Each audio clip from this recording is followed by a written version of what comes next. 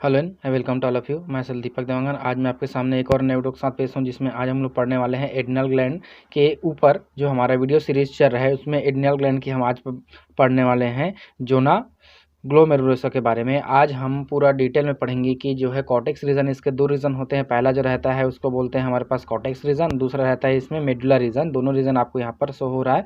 तो इस cortex reason के भी तीन भाग पाए जाते हैं हमारे पास। पहला जो रहता है जोना ग्लोमेरुलोसा, उसके बाद है जोना फेसिकुलेटा और तीसरा होता है जोना रेटिकुलेरिस। तीन भाग इसके पाए जाते हैं। तो सबसे पहला भाग को आज हम पूरा डिटेल में पढ़ने वाले हैं कि जोना ग्लोमेरुलोसा के द्वारा जो है कौन कौन से हार्मोन्स का सीक्रेशन होता है और वो कैसे वहाँ से रिलीज होते हैं।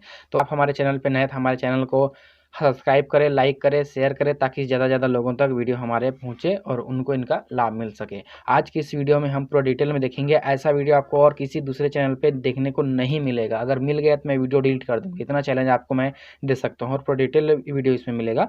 तो शुरू करते हैं आज की इस वीडियो में। तो इससे पहले हम बात इसमें कर लिए थे कि एड्रिनल ग्लैंड जो है वो कैसे काम करता है, कहाँ पर वो रहते हैं। तो ये है आपकी किडनी होते हैं, है ना। किडनी के ऊपर जो है एड्रिनल ग्लैंड कुछ इस तरह से इसमें ऐड रहता है, हल्का जो है येलोइश कलर का रहते हैं। इसके दो भाग होता है। पहला जो भाग है आउटर भाग, उसको बोलते हैं कॉर्टेक्स। तो आपको ये जो पीले कलर में शो हो रहा है ये पूरा कॉर्टेक्स वाला भाग है।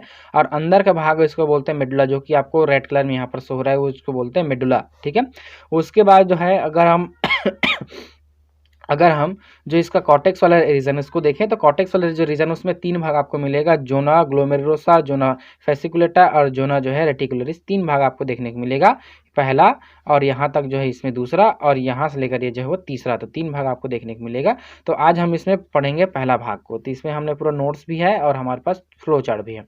चलिए, तो एड्रिनल कॉर्टेक्स में हम लोग पढ़ने वाले हैं जोना ग्लोमेरुलोसा के बारे में पढ़ने वाले हैं। तो देखो यहाँ पर हम लिखे एड्रिनल ग्लैंड के कॉर्टेक्स के सबसे पहला भाग होता है। ये जो एड्रिनल ग्लैंड का सबसे पहला भाग होता है, यानी कि कॉर्टेक्स वाले रीजन जो रहता है उसका सबसे पहला भाग होता है। और इसके थ्रू जो है स्पेशल टाइप के हार्मोन्स का स्रावन होता है, जिसको आपका एल्डोस्टेरोन कहते हैं। इसके थ्रू जो है क्या निकलेगा, स्पेशल टाइप के जो हार्मोन्स का इसमें स्रावन होता है। इसको जो है एल्डोस्टेरोन के नाम से इसको जो है जाना जाता है। ठीक है। और इसको एक साथ ध्यान रहे आपको, कॉर्टिकोस्टेरॉइड भी कहते हैं। कॉर्टिकोस्टेरॉइड क्यों कहते हैं? क्योंकि ये जो है स्टेरॉइड नेचर का होता है, इसलिए इसको जो है कॉर्टिकोस्टेरॉइड कहते हैं। तो ये हमने प्रीवियस जो हमारा वीडियो था उसमें हमने इसको डिस्कस कर लिया था। अब देखते हैं यहाँ पर, देखो फंक्शन ऑफ एल्डोस्टेरोन। फंक्शन को हम पहले क्यों देख रहे हैं? क्योंकि हमको ये जानना जरूरी होगा कि कहाँ कहाँ पर ये काम करेगा। उसके अनुसार मैं इसका पूरा फिजियोलॉजी है कि कैसे इसमें हार्मोन्स का इसमें फॉर्मेशन होता है या बायोसिंथेसिस कैसे इसका होता है, इसको हम लोग समझेंगे। सबसे पहले आप इसका फंक्शन देख लीजिए। पहले इसमें लिखे हमने शरीर में सोडियम और पोटेशियम की मात्रा को यह नियंत्रित करता है। और ये जो है सोडियम आयन और पोटेशियम आयन की जो मात्रा होता है उसको नियंत्रित करने का काम इसमें करता है। दूसरा होता है बॉडी फ्लूइड वॉल्यूम को जो है वो नियंत्रित करता है। और तीसरा इसमें ऑस्मेटिक प्रेशर को भी ये नियंत्रित करके रखता है। चौथा इसमें ब्लड प्रेशर को भी नियंत्रित करता है। अब इसमें ब्लड प्रेशर कैसे इसमें नियंत्रित होगा अभी हम इसमें समझने वाले हैं। ठीक है। उसके बाद यहाँ पर हमने कुछ और इसमें लिखे, इसे जो है सॉल्ट रिटेनिंग हार्मोन्स कहते हैं। ठीक है। सॉल्ट रिटेनिंग हार्मोन्स एल्डोस्टेरोन को क्यों कहते हैं? क्योंकि ये जो है क्या करता है, सोडियम आयन और पोटेशियम आयन की जो मात्रा होता है उसकी कॉन्सेंट्रेशन होता है उसको मेंटेन करके रखता है उसको। ठीक है।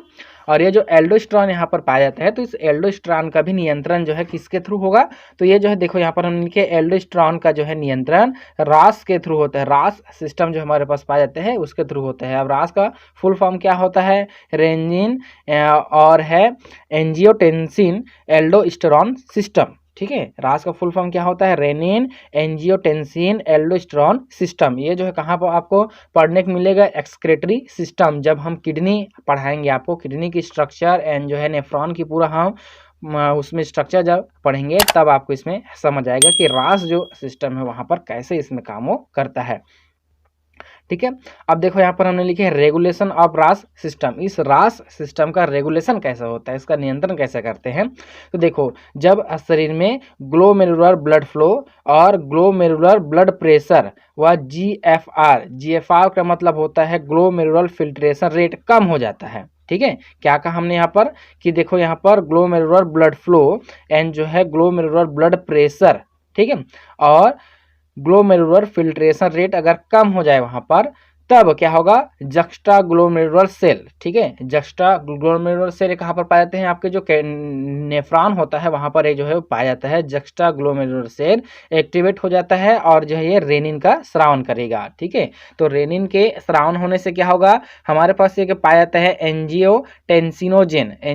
एंजियोटेंसिनोजेन नामक एक प्रोटीन होता है, वो क्या करेगा, ये जो है रेनिन की हेल्प से, ठीक है, रेनिन की हेल्प से रेनिन वहाँ पर क्रिया करेगा और रेनिन की हेल्प से क्या बनाएगा, तो रेनिन की हेल्प से वो इसमें निर्माण करेगा एंजियोटेंसिन फर्स्ट। ये क्या करेगा, एंजियोटेंसिन फर्स्ट का इसमें निर्माण करेगा।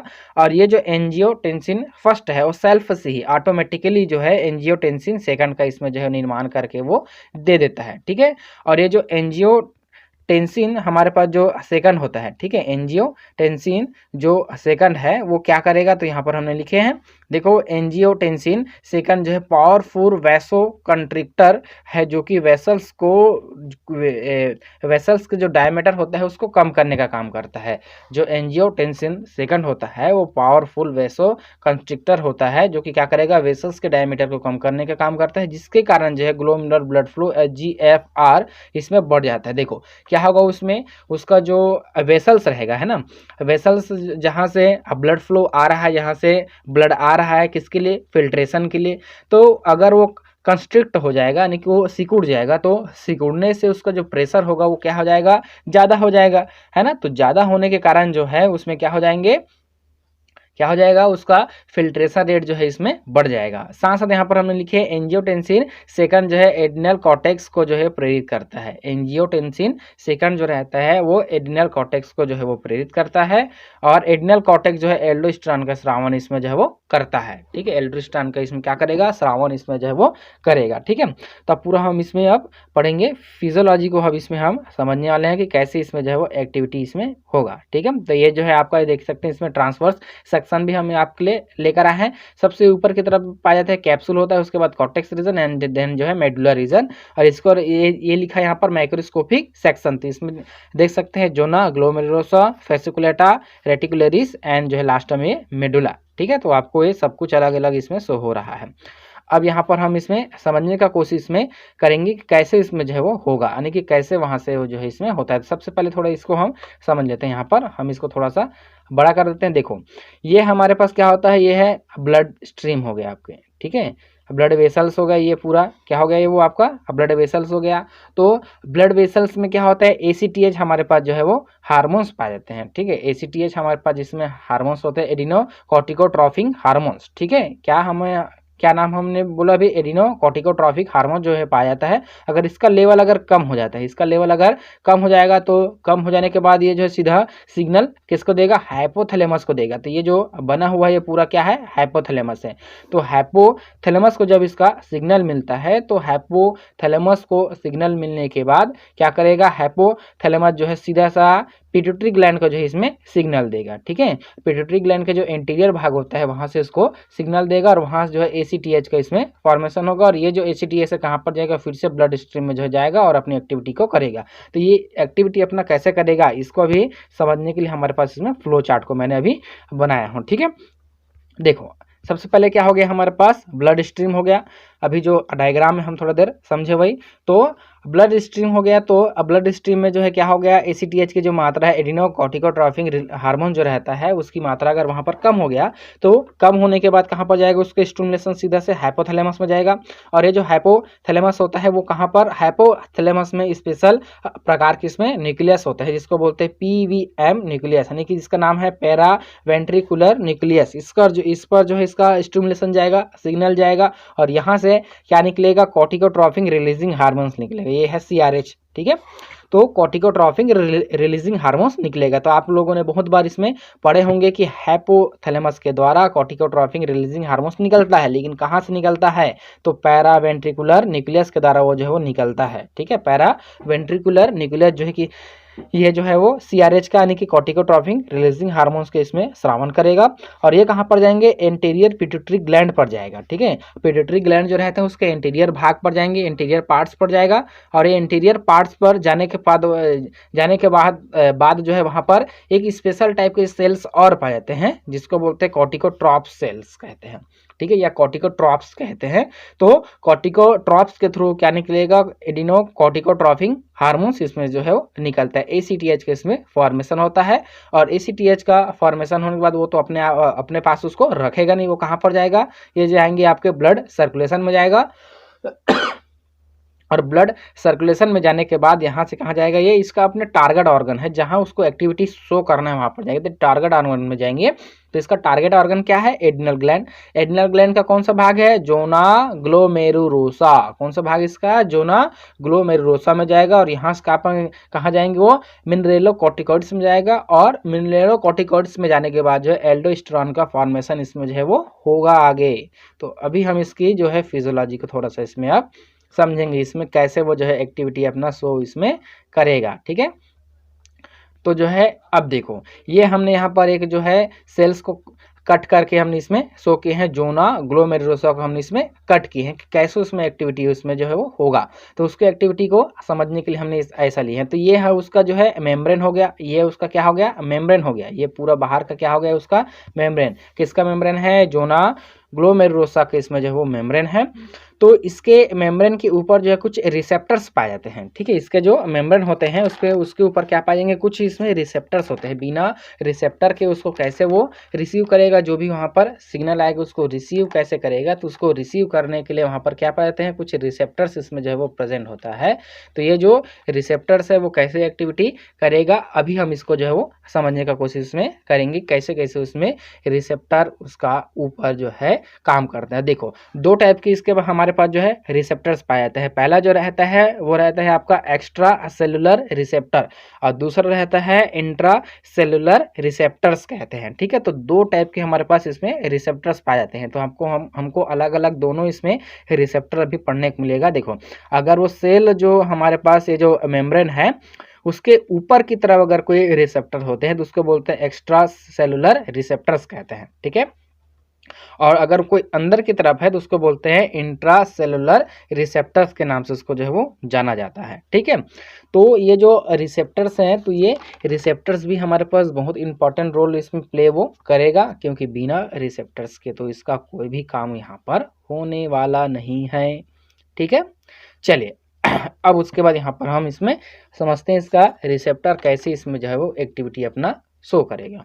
तो देखो, ये हो गया, देखो ये उसका मेम्ब्रेन हो गया। मेम्ब्रेन के ऊपर क्या है, रिसेप्टर्स है। तो यहाँ पर आपको जो शो हो रहा है ये वाला भाग, ये जो हमने रेड कलर से शो किए हैं वो क्या है, इसका रिसेप्टर है। ठीक है, कौन सा रिसेप्टर है, एसीटीएच रिसेप्टर। यहाँ पर हमने लिख देते हैं, चलो ACT और H, ACTH रिसेप्टर है। देखो यहाँ पर क्या था, ब्लड स्ट्रीम में देखो हमारे पास ACTH है, वो यहाँ से होते हुए कहाँ पर आ गया, इसमें बाहर में खुल गया। वो बाहर में खुलने के बाद इसने रिसेप्टर ढूंढा कहाँ पर है, तो यहाँ पर इसका रिसेप्टर है। तो रिसेप्टर वाले जो साइड है उसके पास आकर जो है वो बाइंड हो गया। आप इसमें से देख पा रहे काला कलर का और रेड कलर का, तो इसमें वो दोनों बाइंड हो गया है। बाइंड होने के बाद जो है अंदर की तरफ क्या रहता है हमारे पास, जो है GS प्रोटीन रहता है। अंदर की तरफ क्या रहता है, GS प्रोटीन रहता है, जो कि इनएक्टिव फॉर्म में रहता है। सबसे पहले किस में रहेगा, वो इनएक्टिव फॉर्म में रहेगा। तो इनएक्टिव फॉर्म में रहता है, तो जैसे यहाँ पर लिगेंड बाइंड होगा, मतलब ACTH इसमें बाइंड होता है। ठीक है, देखो इसमें एक्टिविटी जो है वो दो तरीके से हो रहा है, आपको ध्यान से इसको समझना है, बारीकी से समझना है। देखो हम यहाँ पर अभी बताते हैं, जो कि GS जो रहता है, GS प्रोटीन जो रहता है हमारे पास, वो क्या रहता है, इसके साथ हमेशा जो है इनएक्टिव रूप में, अगर इनएक्टिव है इसके साथ कोई भी लिगेंड का मतलब है ACTH। देखो अगर ये सिंपल सा ऐसा ही था, इसमें कोई भी इसमें अगर इसका लिगेंड अभी बाइंड नहीं किया है, यानी कि ACTH इसके साथ जुड़ा नहीं है, मान के चलिए यहाँ पर ACTH अभी जुड़ा ही नहीं है, खाली सिंपल सा है, तो क्या होगा, GH जो प्रोटीन है इसके साथ जो है वो GDP जो है इसमें जुड़ा था, गुआनोसिन डाइफॉस्फेट। ठीक है, गुआनोसिन डाइफॉस्फेट जो है इसमें जुड़ा हुआ रहता है। ध्यान में आपको ये रखना है, गुआनोसिन डाइफॉस्फेट इसमें जो है वो जुड़ा हुआ रहता है जब वो इनएक्टिव फॉर्म में रहता है, इसके साथ कोई भी लिगेंड अगर बाइंड नहीं किया है तब की कंडीशन में। अगर यहाँ से क्या हुआ, अगर लिगेंड बाइंड किया, मतलब कि जो है ACTH यहाँ पर देखो बाइंड हो गया है, तो बाइंड होने के बाद जो है जो GS प्रोटीन हमारे पास है, तो GS प्रोटीन में क्या था, इनएक्टिव रूप में GDP जो जुड़ा था वो क्या हो जाएगा, चेंज हो जाएगा किसमें, GTP में जो है वो कन्वर्ट हो गया, जो आपको यहाँ पर शो हो रहा है। देखो इसमें ठीक है, तो किस रूप में हुआ है, जब वहां पर अगर लिगेंड बाइंड करता है इसमें, इसके रिसेप्टर के साथ अगर ACTH अगर बाइंड किया है, तो बाइंड करने के बाद GS प्रोटीन जो है वो एक्टिव हो जाएगा। तो एक्टिव होगा कैसे, GTP से जो है आपका GTP में जो है वो कन्वर्ट इसमें जो है वो होगा, जिसके अब एक्टिविटी होने के कारण जो GS प्रोटीन होता है उसमें 3 जो है सब यूनिट से मिलकर वो जो है बना होता है। पहला जो रहता है अल्फा, बीटा एंड जो है गामा, ठीक है। तो 3 सब यूनिट से मिलकर बना हुआ होता है क्या, आपका GS प्रोटीन, ठीक है। तो जो GS प्रोटीन है वो क्या होगा, आपके 3 सब यूनिट से मिलकर बना होता है, अल्फा, बीटा एंड गामा। तो अल्फा, बीटा एंड गामा क्या हो जाएगा, इसकी एक्टिव होने के कारण जो है वो क्या हो जाएंगे, सेपरेट हो जाएगा। तो सेपरेट होंगे तो अल्फा जो सब यूनिट है वो अलग हो जाएंगे, बीटा गामा जो है वो भी आपके अलग अलग इसमें हो जाएगा।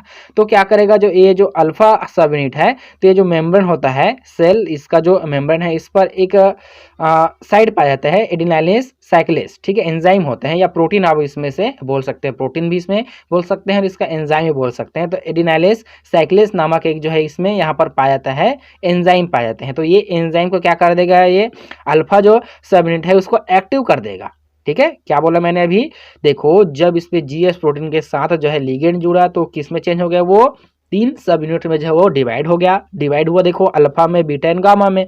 तो ये जो अल्फा यूनिट है वो क्या करेगा, एडिनाइलेज साइक्लेस के साथ जुड़ेगा, तो एडिनाइलेज साइक्लेस क्या हो जाएगा, एक्टिव हो जाएगा, ठीक है। क्या कहा मैंने अभी, जब अल्फा यूनिट जो है, अल्फा सब यूनिट एडिनाइलेज साइक्लेस के साथ जब जुड़ता है तो ये जो एडिनाइलेज साइक्लेस है वो क्या हो जाएंगे, एक्टिवेट हो जाएगा, इसकी एक्टिविटी इसमें बढ़ जाएंगे। तो एक्टिवेट होने के कारण क्या हो जाएगा, इसके बाद जो ATP था, यानी कि जब वो इनएक्टिव फॉर्म में ATP है, तो जब इसमें अल्फा सब यूनिट जब इसके साथ जुड़ा तो एक्टिव हो गया। तो एक्टिव होने के बाद किस में चेंज हो गया, वो CAMP में, मतलब साइक्लिक AMP में जो है वो कन्वर्ट हो गया, ठीक है। किस में हुआ चेंज, वो ATP से जो है चेंज हो गया CAMP एडिनाइलेज साइक्लेस में वो जो है वो कन्वर्ट हो गया, और ये जो है आगे जाकर PKA में जो है वो कन्वर्ट हो जाता है, ठीक है।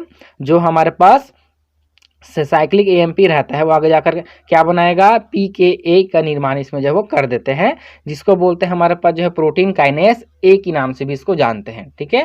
प्रोटीन काइनेस A के नाम से इसको जो है वो जाना जाता है। तो इसको ये जो है एक्टिवेट हो गया। अब देखो इसके सेल के अंदर पाया जाता है कोलेस्ट्रॉल पाया जाता है। तो ये जो कोलेस्ट्रॉल से ही जितने भी हमारे पास कॉर्टिकोस्टेरॉइड होते हैं या एल्डोस्टेरोन जो भी रहेगा, वो सारे चीज़ का निर्माण जो है कोलेस्ट्रॉल के द्वारा ही होता है, चाहे वो आपका कॉर्टिकोस्टेरॉइड हो गया है ना। तो कॉर्टिकोस्टेरॉइड में भी अलग अलग आते हैं, एल्डोस्टेरोन होता है, कॉर्टिसोल्स होते हैं, सेक्स हार्मोन्स होता है। तो सारे चीज़ों का जितना भी यहाँ पर हार्मोन्स का इसमें फॉर्मेशन होगा वो किसके द्वारा होगा, इसमें कोलेस्ट्रॉल के द्वारा ही इसमें होता है। तो सेल के अंदर क्या पाए जाते हैं, कोलेस्ट्रॉल होते हैं। कोलेस्ट्रॉल जो है किस में चेंज हो जाएगा, प्रेग्निनिलॉन में चेंज हो जाएंगे, और ये जो प्रेग्निनिलॉन है वो किस में चेंज होगा, आपका प्रोजेस्टेरॉन में चेंज होगा, और प्रोजेस्टेरॉन आगे जाकर जो है 11 डिसॉक्सी कॉर्टिकोस्टेरॉन में जो है वो चेंज हो जाएगा, और ये जो है आगे जाकर किस में चेंज होगा, कॉर्टिकोस्टेरॉन में चेंज होगा, और ये जो कॉर्टिकोस्टेरॉन है किस में चेंज होगा, हमारे पास एल्डोस्टेरॉन में जो है वो परिवर्तित इसमें हो गया, ठीक है। किस में चेंज हो गया, वो एल्डोस्टेरॉन में जो है वो परिवर्तित इसमें जो है वो हो जाता है। तो एल्डोस्टेरॉन में जब वो परिवर्तित हो गया है पूरी तरह से, तो एल्डोस्टेरॉन में परिवर्तित होने के बाद अब क्या करेगा, वो तो अपना सीक्रेशन को अपने पास इसमें जो है वो रखेगा नहीं, वो कहाँ पर डालेगा, ब्लड स्ट्रीम में जो है डालने का काम करेगा। तो ये देखो यहाँ से ब्लड स्ट्रीम निकला हुआ है, तो इसमें ब्लड स्ट्रीम में इसको डालेगा। अभी देखो हमारे पास इसका एक और डायग्राम है, देखो यहाँ पर देखो तो कोलेस्ट्रॉल था हमारे पास, कोलेस्ट्रॉल जो है वो चेंज हुआ, किस में चेंज हुआ है, हमारे पास जो है प्रेग्निनिलॉन में चेंज हुआ है। तो इसके लिए एंजाइम कौन सा, यहाँ पर देखो साइड चेन क्लीवेज एंजाइम, ठीक है, साइड चेन क्लीवेज एंजाइम के थ्रू ये जो है वो हुआ। और प्रेग्निनिलॉन भी जो है किस में चेंज हुआ है, प्रोजेस्टेरॉन में चेंज हुआ है। तो किसमें 3 beta hydroxy steroid dehydrogenase enzyme की उपस्थिति में जो है वो कन्वर्ट हुआ है। और ये जो प्रोजेस्टेरॉन है किसमें 11 डिसॉक्सी कॉर्टिकोस्टेरॉन में जब वो चेंज हुआ है तो 21 हाइड्रोलेक्स एंजाइम के उपस्थिति में जब वो कन्वर्ट हुआ है, ठीक है। तब ये क्या बना है हमारे पास 11 डिसॉक्सी कॉर्टिकोस्टेरॉन बना। और ये किस में चेंज हो गया हमारे पास, जो है कॉर्टिकोस्टेरॉन में चेंज हुआ है। तो कॉर्टिकोस्टेरॉन में चेंज होने के लिए 11 बीटा हाइड्रोक्सिलेशन के द्वारा जो इसमें हुआ है, ठीक है, हाइड्रोक्सिलेशन के द्वारा हुआ। और कॉर्टिकोस्टेरॉन जो है किस में चेंज हुआ है, हमारे पास जो है 18 हाइड्रोक्सी कॉर्टिकोस्टेरॉन में चेंज हुआ, किसकी उपस्थिति में, 18 हाइड्रोक्सिलेशन की उपस्थिति में। और ये जो 18 हाइड्रोक्सी कॉर्टिकोस्टेरॉन है किस में चेंज हुआ, एल्डोस्टेरॉन में, किसकी उपस्थिति में, आपका 18 हाइड्रोक्सिलेशन में जो है वो कन्वर्ट हुआ है। तो कुछ इस तरह से इसमें जो है एल्डोस्टेरॉन का फॉर्मेशन हो गया। अब ये कहाँ पर जाएंगे, आपके जो ब्लड स्ट्रीम है वहां पर वो जो है वो जाएगा। ठीक है, तो देखो ये आप कहाँ जाएगा, इसके आपके ब्लड स्ट्रीम जो रहता है उसमें जाएंगे। तो ब्लड स्ट्रीम में जाने के बाद कहाँ पर जाएगा, वो जो है ब्लड स्ट्रीम में चला गया, उसके बाद कहाँ पर जाएगा, वो आपके किडनी में जाएगा, क्योंकि इसका टारगेट ऑर्गन क्या है, एड्रिनल कॉर्टेक्स है। तो एड्रिनल कॉर्टेक्स रीजन में जाएंगे। तो एड्रिनल कॉर्टेक्स रीजन कौन सा रीजन इसका टारगेट ऑर्गन है, तो इसका क्या पर होगा, आपके जोना ग्लोमेरुलोसा में जाएगा। तो जोना ग्लोमेरुलोसा में जाएगा। तो आप लोग जानते हैं कि किडनी के अंदर जो है हमारे पास क्या पाए जाते हैं, नेफ्रॉन्स पाए जाते हैं। ठीक है, नेफ्रॉन्स पाए जाते हैं। तो ये जो नेफ्रॉन्स होते हैं उसके अंदर जो है वो इसका एक्टिविटी, यानी कि ये जो सॉल्ट रिटेनिंग हार्मोन्स के थ्रू काम करते हैं। तो सॉल्ट रिटेनिंग हार्मोन्स की एक्टिविटी कहाँ पर होगा, तो ये जो नेफ्रॉन में होगा। तो नेफ्रॉन के कौन से भाग में, तो ये जो है इसका भाग जो रहता है डिस्टल कॉन्वोलेटेड ट्यूब्यूल्स में इसका जो है वो एक्टिविटी होता है। ठीक है, ये हो गया इसका असेंडिंग आर्म, ये हो गया इसका डिसेंडिंग आर्म हो गया। तो देखो यहाँ पर, और ये हो गया इसका कलेक्टिंग टिंग, और ये हो गया इसमें ग्लोमेरुलस कैप्सूल हो गया, यानी कि कैपुड उसका हो गया, कैपुड रीजन हो गया। ठीक है, तो देखो इसका जो एक्टिविटी कहाँ पर हो रहा है, डिस्टल कॉन्वोलेटेड ट्यूब्यूल्स में इसका जो है वो यहाँ पर होता है। ये लूप ऑफ हेनले हो गया और ये कलेक्टिंग डक्ट हो गया। तो डिस्टल कॉन्वोलेटेड ट्यूब्यूल्स में यहाँ पर अपने एक्टिविटी को इसमें जो है वो शो करेगा। तो अपने एक्टिविटी को यहाँ पर जब वो शो करता है तो कैसे उसमें जो है वो करेगा, अभी हम इसको और थोड़ा सा इसमें समझेंगे। हमारे पास इसका एक और डायग्राम उसको हमने कट करके यहाँ पर लिया है।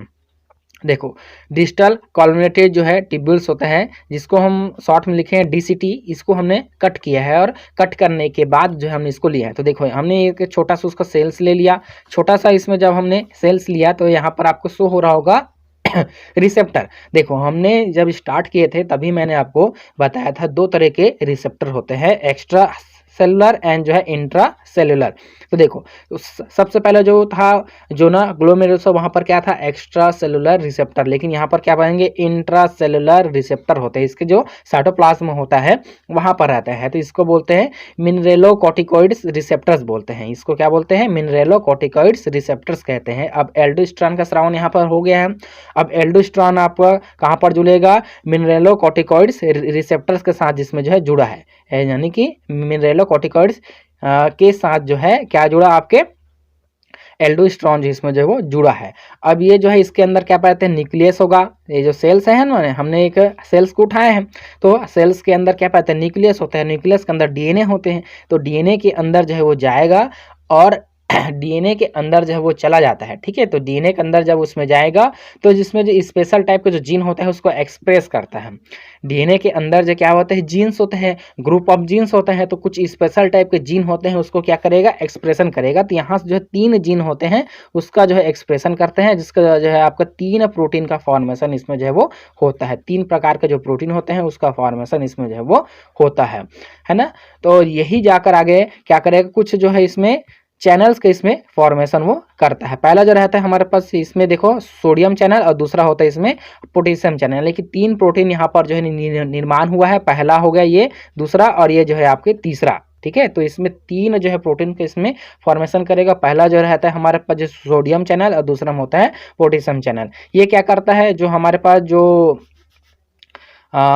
ब्लड स्ट्रीम रहता है ना, वहाँ से क्या करेगा, सोडियम आयन को जो है अंदर की तरफ जो है लाने का काम करेगा, और यहाँ जो है पोटेशियम आयन को जो है वो बाहर लाने का काम करेगा। दोनों अपना अपना चैनल के थ्रू काम करेगा। जो सोडियम चैनल है वो सोडियम को अंदर करेगा, पोटेशियम चैनल जो है वो पोटेशियम को बाहर करेगा। लेकिन इसके अंदर और बाहर पर कैसे इसमें आपका सोडियम और पोटेशियम की मात्रा जिसमें कैसे बना रहेगा, ये जो तीसरा वाला जो हमारे पास है ना, ये तीसरा वाला प्रोटीन इसके थ्रू जो है होता है। तो ये क्या करता है, देखो यहाँ पर जो है 2 पोटेशियम को जो है अंदर करता है, और 3 जो सोडियम आयन होते हैं उसको बाहर करता है। कहाँ से, ब्लड स्ट्रीम से। जो आपका ब्लड स्ट्रीम है वहाँ से जो है क्या करता है, आपके 3 जो हमारे पास पाए जाते हैं सोडियम आयन उसको जो है बाहर करेगा, और 2 पोटेशियम आयन को जो है अंदर करने का काम इसमें करता है। तो देखो यहाँ से भी बाहर हो रहा है, यहाँ से अंदर हो रहा है, तो इस तरह से इसमें जो है इसका लगातार जो है मेंटेनिंग जो है इसमें चलता हुआ इसमें रहता है। और मेंटेनिंग इसका